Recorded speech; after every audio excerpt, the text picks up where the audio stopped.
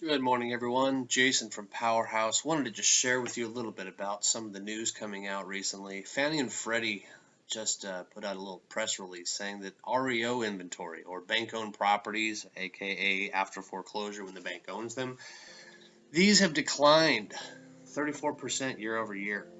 And I want you to understand that it's not because the housing industry is so much improved. It's just a press release stating one part of the facts. They're not telling you the other two parts.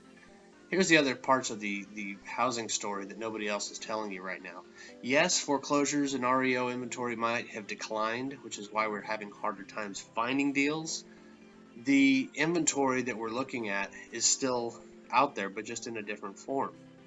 Looking at this graph here, you're seeing the delinquencies. You're seeing the foreclosure curve. And this back here is the start, and this spike that we're about to look at right in this area is the run up to the foreclosure crisis. This is the number of homes and inventory that was foreclosed, delinquent, or non-current. And as the housing crash happened, that curve went to the top, and then it came back down significantly, indicating the foreclosure crisis was starting to subside.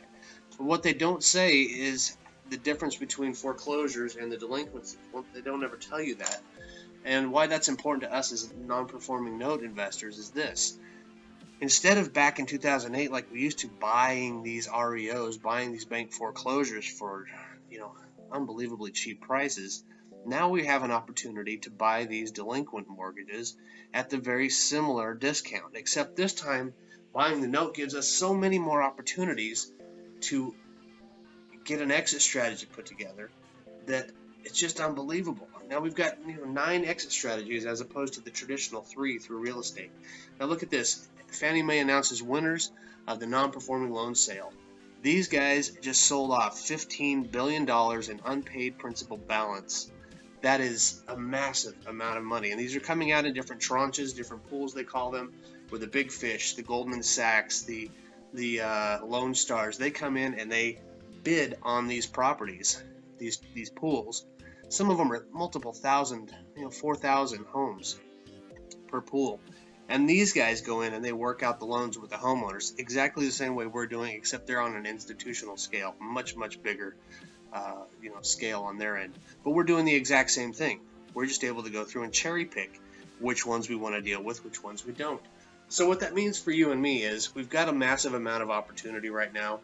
This foreclosure thing, sure, it's going to slow down, but the delinquent mortgages, the non-performing notes, are still going to come and end up trickling down to us through these different institutions. These big institutions buy at the massive level, and then they trim off all the stuff they don't want to deal with, and they sell it off to private equity firms, hedge funds, smaller investors like myself and my fellow non-performing note investors, and they give us an opportunity to buy these properties at an even cheaper discount than they bought them, because we're kind of dealing with just their junk.